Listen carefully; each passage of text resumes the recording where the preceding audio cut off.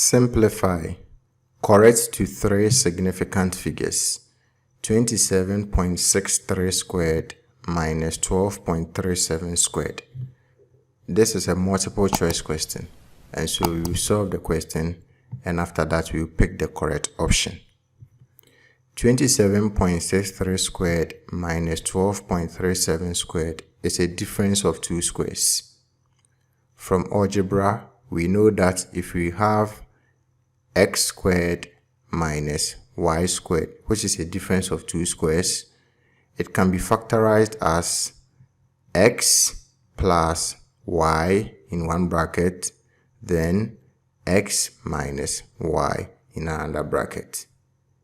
So here, 27.63 squared minus 12.37 squared can also be factorized as 27.63 plus 12.37 in one bracket, then times 27.63 minus 12.37 in another bracket. 27.63 plus 12.37 is 40. 27.63 minus 12.37 is 15.26. 40 times 15.26 is 610.4. The question said that we should correct our answer to three significant figures. When we correct 610.4 to three significant figures, we are going to have 610.